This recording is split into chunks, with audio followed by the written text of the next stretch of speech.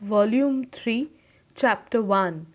I will advise you where to plant yourselves, acquaint you with the perfect spy of the time, the moment on it, for it must be done tonight. Macbeth.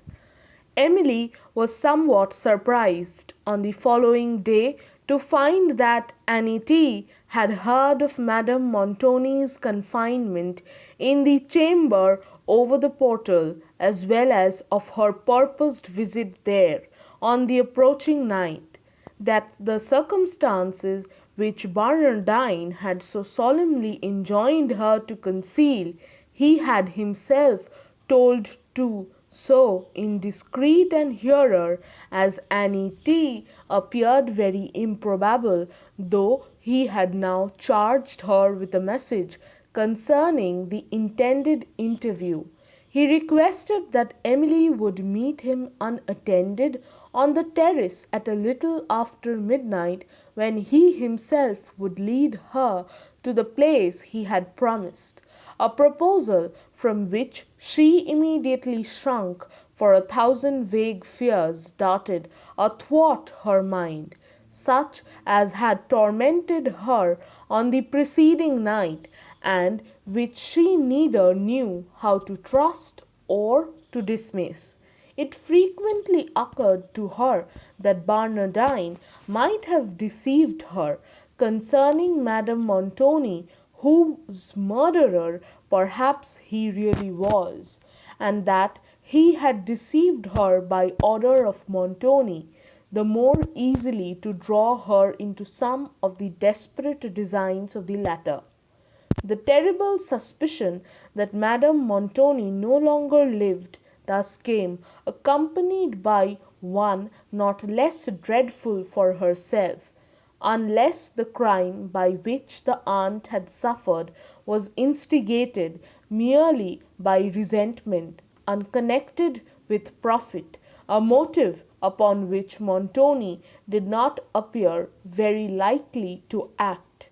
Its object must be unattained till the niece was also dead, to whom Montoni knew that his wife's estates must descend. Emily remembered the words which had informed her that the contested estates in France would devolve to her if Madame Montoni died without consigning them to her husband, and the former obstinate perseverance of her aunt made it too probable that she had to the last withheld them. At this instant, recollecting Barnardine's manner on the preceding night, she now believed that she had then fancied that it expressed malignant triumph. She shuddered at the recollection, which confirmed her fears, and determined not to meet him on the terrace.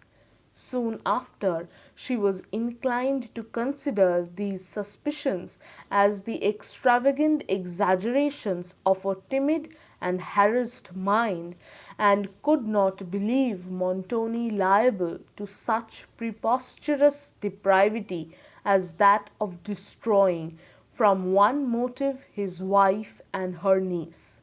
She blamed herself for suffering her romantic imagination to carry her so far beyond the bounds of probability, and determined to endeavour to check its rapid flights, lest they should sometimes extend into madness. Still, however, she shrunk from the thought of meeting Barnardine on the terrace at midnight, and still the wish to be relieved from this terrible suspense concerning her aunt, to see her and to soothe her sufferings, made her hesitate what to do. Yet, how is it possible, Annie T, I can pass to the terrace at that hour? Said she, recollecting herself. The sentinels will stop me, and Signor Montoni will hear of the affair. Oh, mademoiselle, that is well thought of, replied Annie T, that is what Barnardine told me about. He gave me this key and bade me say it unlocks the door at the end of the vaulted gallery that opens near the end of the east rampart, so that you need not pass any of the men on watch. He bade me say, too, that his reason for requesting you to come on the terrace was because he could take you to the place you want to go to, without opening the doors of the hall which grate so heavily. Emily's spirits were somewhat calmed by this explanation, which seemed to be honestly given to Annie T. But why did he desire I would come alone, Annie T? Said she. Why, that was what I asked him myself, mademoiselle. Says I, why is my young lady to come alone? Surely I may come with her. What harm can I do? But he said, no, no, I tell you not, in his gruff way. Nay, says I have been trusted in as great affairs as this, I warrant, and it's a hard matter if I can't keep a secret now. Still he would say nothing but, no, no, no. Well, says I, if you will only trust me, I will tell you a great secret that was told me a month ago, and I have never opened my lips about it yet. So you need not be afraid of telling me. But all would not do. Then, mademoiselle, I went so far as to offer him a beautiful new sequin that Ludovico gave me for a keepsake, and I would not have parted with it for all Saint Marco's place. But even that would not do. Now what can be the reason of this? But I know, you know, ma'am, who you are going to see. Pray, did Barnardine tell you this? No, mademoiselle, that he did not. Emily inquired who did, but Annie T. shewed that she could keep a secret. During the remainder of the day, Emily's mind was agitated with doubts and fears and contrary determinations on the subject of meeting this Barnardine on the rampart. And submitting herself to his guidance, she scarcely knew whither. Pity for her aunt and anxiety for herself alternately swayed her determination, and night came before she had decided upon her conduct. She heard the castle clock strike 11, 12, and yet her mind wavered. The time, however, was now come when she could not hesitate no longer, and then the interest she felt for her aunt overcame other considerations, and bidding Annie T. follow her to the outer door of the vaulted gallery and there await her return, she descended from her chamber. The castle was perfectly still, and the great hall, where so lately she had witnessed a scene of dreadful contention, now returned only the whispering footsteps of the two solitary figures gliding fearfully between the pillars, and gleamed only to the feeble lamp they carried. Emily, deceived by the long shadows of the pillars and by the catching lights between, often stopped, imagining she saw some person moving in the distant obscurity of the perspective, and she passed these pillars.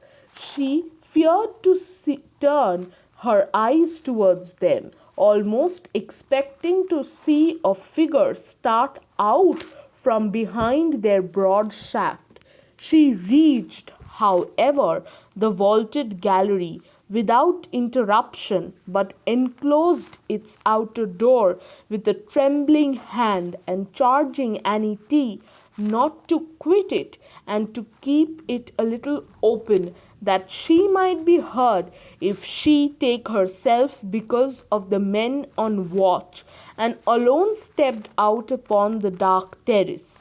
Everything was so still that she feared lest her own light steps should be heard by the distant sentinels, and she walked cautiously towards the spot where she had before met Barnardine, listening for a sound and looking onward through the gloom in search of him. At length she was startled by a deep voice that spoke near her, and she paused, uncertain whether it was his, till it spoke again, and she then recognized the hollow tones of Barnardine, who had been punctual to the moment, and was at the appointed place, resting on the rampart wall. After chiding her for not coming sooner, and saying that he had been waiting nearly half an hour, he desired Emily, who made no reply, to follow him to the door, through which he had entered the terrace. While he unlocked it, she looked back to that she had left, and observing the rays of the lamp stream through a small opening, was certain that Annie T was still there. But her remote situation could little befriend Emily after she had quitted the terrace, and when Barnardine enclosed the gate. The dismal aspect of the passage beyond, shewn by a torch burning on the pavement, made her shrink from following him alone, and she refused to go unless Annie T might accompany her. This, however, Barnardine absolutely refused to permit, mingling at the same time with his refusal such artful circumstances to heighten the pity and curiosity of Emily towards her aunt, that she at length consented to follow him alone to the portal. He then took up the torch and led her along the passage, at the extremity of which he unlocked another door, whence they descended a few steps into a chapel, which, as Barnardine held up the torch to light her, Emily observed to be in ruins, and she immediately recollected a former conversation of Annie T concerning it with very unpleasant emotions. She fearfully on the almost roofless walls, green with damps, and on the Gothic points of the windows, where the ivy and the bryony had long supplied the place of glass, and ran mantling among the broken capitals of some columns that had once supported the roof. Barnardine stumbled over the broken pavement, and his voice, as he uttered a sudden oath, was returned in hollow echoes that made it more terrific.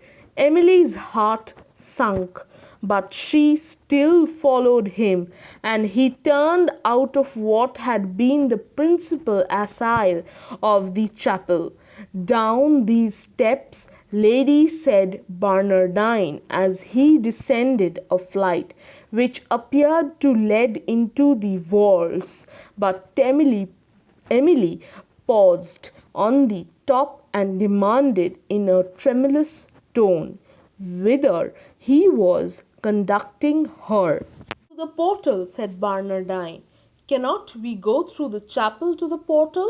said Emily. "No, Signora, that leads to the inner court, which I don't choose to unlock.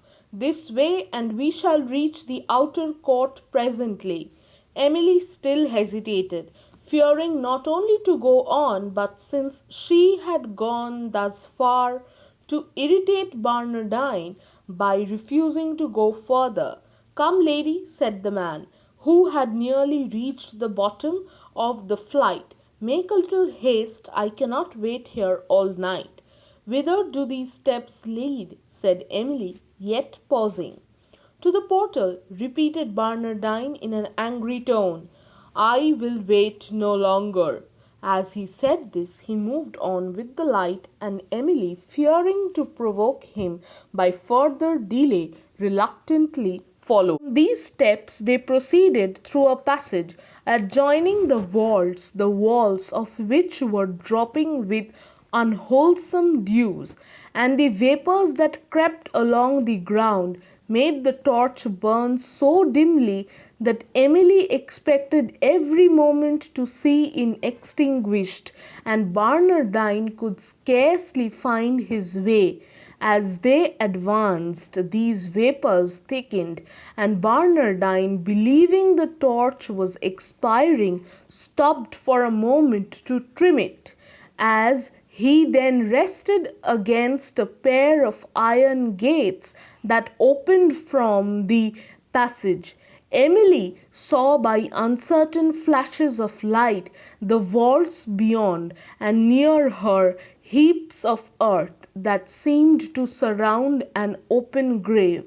Such an object in such a scene would at any time have disturbed her, but now she was shocked by an instantaneous presentiment that this was the grave of her unfortunate aunt, and that the treacherous Barnardine was leading herself to destruction. The obscure and terrible place to which he had conducted her seemed to justify the thought. It was a place suited for murder, a receptacle for the dead, where a deed of horror might be committed and no vestige appear to proclaim it. Emily was so overwhelmed with terror that for a moment she was unable to determine what conduct to pursue. She then considered that it would be vain to attempt an escape from Barnardine by flight, since the length and the intricacy of the way which she had passed would soon enable him to overtake her, who was unacquainted with the turnings, and whose feebleness would not suffer her to run long with swiftness. She feared equally to irritate him by a disclosure of her suspicions, which a refusal to accompany him further certainly would do. And since she was already as much in his power as it was possible she could be if she proceeded, she at length determined to suppress her as far as she could the appearance of apprehension, and to follow silently whither he designed to lead her. Pale with horror and anxiety, she now waited till Barnardine had trimmed the torch, and as her sight glanced again upon the grave, she could not forbear inquiring for whom it was prepared. He took his eyes from the torch and fixed them upon her face without speaking. She faintly repeated the question, but the man, shaking the torch, passed on, and she followed, trembling, to a second flight of steps, having ascended which a door delivered them into the first court of the castle. As they crossed it, the light shewed the high black walls around them, fringed with long grass and dank weeds that found a scanty soil among the mouldering stones, the heavy buttresses with here and there between them a narrow grate that admitted a freer circulation of air to the court, the massy iron gates that led to the castle, whose clustering turrets appeared above and opposite the huge towers and the arch of the portal itself. In this scene, the large, uncouth person of Barnardine bearing the torch, formed a characteristic figure. This Barnardine was wrapped in a long dark cloak, which scarcely allowed the kind of half boots or sandals that were laced upon his legs to appear, and shewed only the point of a broad sword, which he usually wore slung in a belt across his shoulders. On his head was a heavy flat velvet cap, somewhat resembling a turban, in which was a short feather. The visage beneath it shewed strong features, and a countenance furrowed with the lines of cunning and darkened by habitual discontent. The view of the court, however, reanimated Emily, who, as she crossed silently towards the portal, began to hope that her own fears and not the treachery of Barnardine had deceived her. She looked anxiously up at the first casement that appeared above the lofty arch of the portcullis, but it was dark, and she inquired whether it belonged to the chamber where Madame Montoni was confined. Emily spoke low, and Barnardine perhaps did not hear her question, for he returned to answer, and they soon after entered the postern door of the gateway, which brought them to the foot of a narrow staircase that wound up one of the towers. "Up this staircase the Signora lies," said Bernardine. "Lies?" repeated Emily faintly as she began to ascend. "She lies in the upper chamber," said Bernardine. As they passed up, the wind which poured through the narrow cavities in the wall made the torch flare, and it threw a stronger gleam upon the grim and sallow countenance of Barnardine, and discovered more fully the desolation of the place, the rough stone walls, the spiral stairs, black with age, and a suit of ancient armor with an iron visor that hung upon the walls and appeared a trophy of some former victory. Having reached a landing place, "You may wait here, lady," said he, applying a key to the door of a chamber, "while I go up and tell the Signora you are coming." "That ceremony is unnecessary," replied Emily. "My aunt will rejoice to see me." "I am not so sure of that," said Barnardine, pointing to the room he had opened. "Come in here, lady, while I step up." Emily, surprised and somewhat shocked, did not dare to oppose him further, but as he was turning away with the torch, desired he would not leave her in darkness. He looked around, and observing a tripod lamp that stood on the stairs, lighted and gave it to Emily, who stepped forward into a large old chamber, and he closed the door. As he listened anxiously to his departing steps, as she thought he descended instead of ascending the stairs, but the gusts of wind that whistled round the portal would not allow her to hear distinctly any sound other. Still, however, she listened, and perceiving no step in the room above, where he had affirmed Madame Montoni to be, her anxiety increased, though she considered that the thickness of the floor in this strong building might prevent any sound reaching her from the upper chamber. The next moment, in a pause of wind, she distinguished Barnardine's step descending to the court, and then thought she heard his voice, but the rising gust again overcoming other sounds, Emily, to be certain on this point, moved softly to the door, which, on attempting to open it, she discovered was fastened. All the horrid apprehensions that had lately assailed her returned at this instant with redoubled force, and no longer appeared like the exaggerations of a timid spirit, but seemed to have been sent to warn her of her fate. She now did not doubt that Madame Montoni had been murdered, perhaps in this very chamber, or that she herself was brought hither for the same purpose. The countenance, the manners, and the recollected words of Barnardine, when he had spoken of her aunt, confirmed her worst fears. For some moments she was incapable of considering of any means by which she might attempt an escape. Still she listened, but heard footsteps neither on the stairs or in the room above. She thought, however, that she again distinguished Barnardine's voice below, and went to a grated window that opened upon the court to enquire further. Here she plainly heard his hoarse accent mingling with the blast that swept by, but they were lost again so quickly that their meaning could not be interpreted.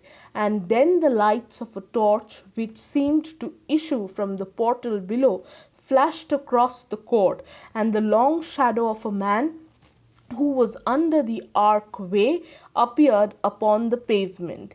Emily, from the hugeness of this sudden portrait, concluded it to be that of Barnardine, but other deep tones which passed in the wind soon convinced her that he was not alone, and that his companion was not a person very liable to pity.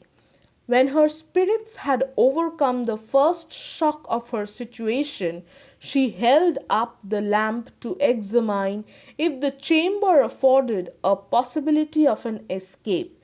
It was a spacious room whose walls, wainscoted with rough oak, shewed no casement but the grated one which Emily had left, and no other door than that by which she had entered. The feeble rays of the lamp, however, did not allow her to see at once its full extent.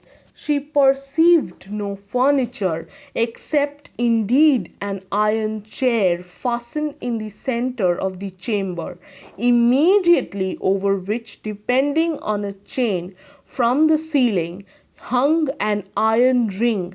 Having gazed upon these for some time with wonder and horror, she next observed iron bars below, made for the purpose of confining the feet, and on the arms of the chair were rings of the same metal. As she continued to survey them, she concluded that they were instruments of torture, and it struck her that some poor wretch had once been fastened in this chair, and had been starved to death. She was chilled by the thought, but what was her agony made when in the next moment it occurred to her that her aunt might have been one of these victims, and that she herself might be the next. An acute pain seized her head. She was scarcely able to hold the lamp, and looking round for support, was seating herself unconsciously in the iron chair itself. But suddenly perceiving where she was, she started from it in horror, and sprung towards a remote end of the room. Here again she looked round for a seat to sustain her, and perceived only a dark curtain which, descending from the ceiling to the floor, was drawn along the whole side of the chamber. I will as she was, the appearance of this curtain struck her, and she paused to gaze upon it in wonder and apprehension. It seemed to conceal a recess of the chamber. She wished, yet dreaded, to lift it, and to discover what it veiled. Twice she was withheld by a recollection of the terrible spectacle her daring hand had formerly unveiled in an apartment of the castle, till suddenly conjecturing that it concealed the body of her murdered aunt, she seized it in a fit of desperation and drew it aside. Beyond appeared a corpse stretched on a kind of low couch, which was crimsoned with human blood, as was the floor beneath. The features, deformed by death, was ghastly and horrible, and more than one livid wound appeared in the face. Emily, bending over the body, gazed for a moment with an eager, frenzied eye, but in the next the lamp dropped from her hand, and she fell senseless at the foot of the couch. When her senses returned, she found herself surrounded by men, among whom was Barnardine, who were lifting her from the floor, and then bore her along the chamber. She was sensible of what passed, but the extreme languor of her spirits did not permit her to speak or move, or even to feel any distinct fear. They carried her down the staircase by which she had ascended, when, having reached the archway, they stopped, and one of them, taking the torch from Barnardine, opened a small door that was cut in the great gate, and as he stepped out upon the road, the light he bore shewed several men on horseback in waiting. Whether it was the freshness of the air that revived Emily, or that the objects she now saw roused the spirit of alarm, she suddenly spoke, and made an ineffectual effort to disengage herself from the grasp of the ruffians who held her. Barnardine meanwhile called loudly for the torch, while distant voices answered and several persons approached, and in the same instant a light flashed upon the court of the castle. Again he vociferated for the torch, and the men hurried Emily through the gate. At a short distance, under the shelter of the castle walls, she perceived the fellow who had taken the light from the porter, holding it to a man busily employed in altering the saddle of a horse, round which were several horsemen looking on, whose harsh features received the full glare of the torch, while the broken ground beneath them, the opposite walls, with the tufted shrubs that overhung their summits, and an embattled watchtower above, were reddened with the gleam, which, fading gradually away, left the remoter ramparts and the woods below to the obscurity of night. "What do you waste time for there?" said Barnardine with an oath, as he approached the horseman. "Dispatch, dispatch!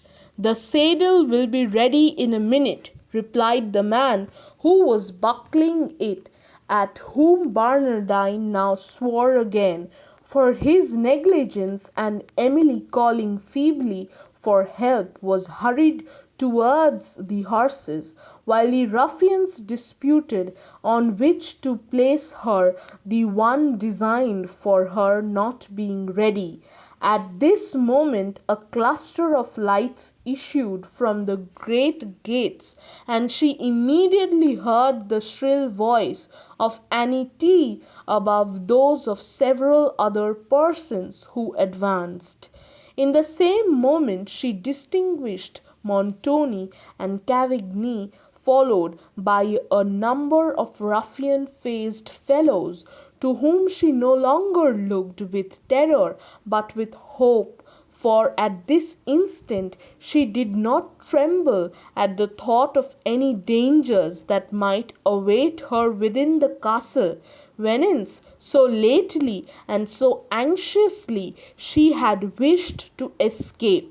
Those which threatened her from without had engrossed all her apprehensions. A short contest ensued between the parties, in which that of Montoni, however, were presently victors, and the horsemen, perceiving that numbers were against them, and being perhaps not very warmly interested in the affair they had undertaken, galloped off, while Barnardine had run far enough to be lost in the darkness, and Emily was led back into the castle. As she repassed the courts, the remembrance of what she had seen in the portal chamber came with all its horror to her mind, and when soon after she heard the gate close that shut her once more within the castle walls, she shuddered herself, and almost forgetting the danger she had escaped, could scarcely think that anything less precious than liberty and peace was to be found beyond them. Montoni ordered Emily to await him in the cedar parlour, whither he soon followed, and then sternly questioned her on this mysterious affair.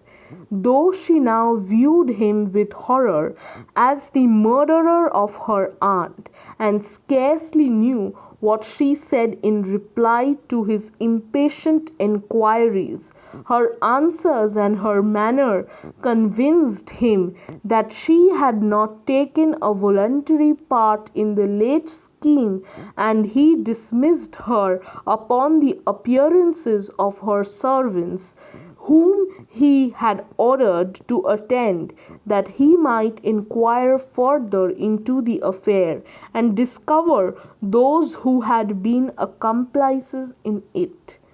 Emily had been some time in her apartment before the tumult of her mind allowed her to remember several of the past circumstances.